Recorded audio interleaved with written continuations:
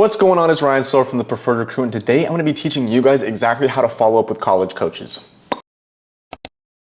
Now, one of the biggest issues that I've noticed when it comes to the recruitment process is maintaining relationships with coaches. Now, this is a very difficult thing to do, when it really shouldn't be, because coaches are so dang busy all the time that it just takes a lot to, get their attention, right?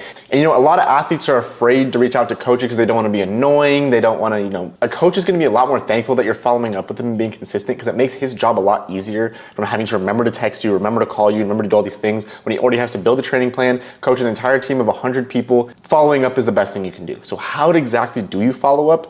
Well, let me take you straight through it. All right, let's get straight into it. So I'm going to be going through a few responses that you guys can use on specific circumstances when talking to a college coach. Number one, this is if a coach sends you the standards. Now, mostly in this situation, there's not much you can do because this is a coach's way of saying no or not yet. And this is the only thing you can genuinely respond with because it allows for there to be an open email chain. So you're going to say, hello, coach. Always make sure you put their last name. Thank you for the information. I'll be sure to keep you updated with my times this season best, right? It shows the coach that you're still going to make the effort to reply. You're still interested in the school. And if you do hit those times, you now have an open email chain that a coach can now reference that you emailed them before, and it's way easier to get back in their inbox. The next response is going to show you exactly what you say to this coach as soon as you then approach the marks or hit the marks themselves. Hello, Coach Blank. I wanted to quickly update you on my recent performances. I was able to run, throw, jump a PR of blank in the blank.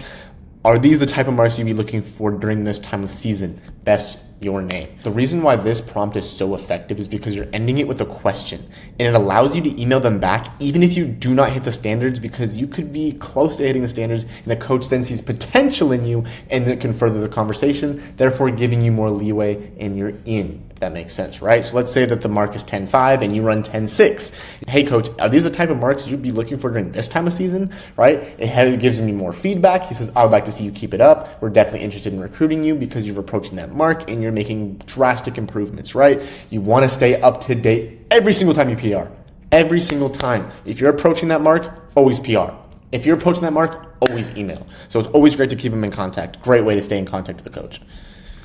All right, for this next circumstance, this is if he's expressing direct interest in recruiting you. So, hello, coach. Make sure you put that last name. I appreciate the response. I'm available to talk on Monday at 3 p.m. or Tuesday at 2 p.m. Would this work for you? Best athlete's name.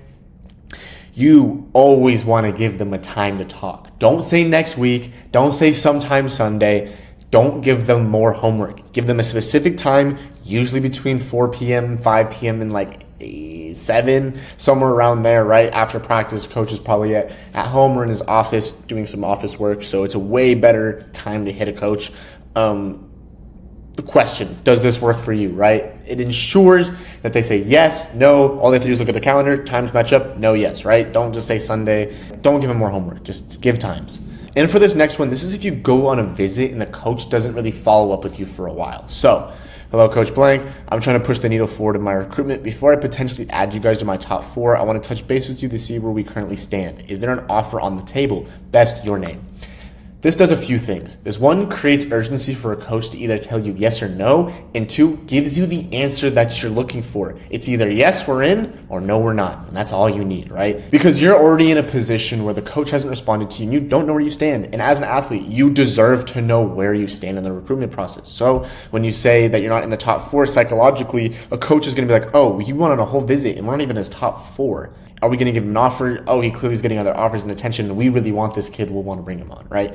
It's a tad bit manipulative, but it's going to give you the answer that you deserve to know because you need to know. This is where you're going to be spending the next 4 years of your life, right? So you need to make sure you're making the right decision. So you want to make sure that you have an answer. And for this next one, this is if a coach simply has not contacted you in a while. Hey, Coach Blank, I saw that some of your athletes were able to run some really good times last weekend. How's everything going on your end, right? First off, it kind of inflates the coach's ego, and it also shows that you're paying attention to his athletes and how they're performing. So he knows that you're watching. You're watching everything he's doing in terms of the progression of the athletes, right? So the athlete's PR is a reflection of the coach's work. So by complimenting him, it gives you a little bit of more of an in, shows you're paying attention. I always advise kids to ask a question, because asking a question will 99% of the time give you a response, right? They're going to answer that question. So how's everything going on your end? Oh, hey, blah, blah, blah. It's been going great. How's your season been? Now you're back in the conversation. Now you can either get on the visit or you can progress in getting the offer if it's after your visit and the coach didn't offer you. So those are some answers to some questions I've been getting of how to respond to coaches in certain ways. And this is exactly how you do it. If you guys want more tips and tricks on how to respond to coaches, just comment something that you guys want to figure out how to respond to. I'll make a video on it. If you guys want more information on the track and field recruitment process, make sure you comment something you want to see, like, and subscribe for more videos. It's been Ryan, guys.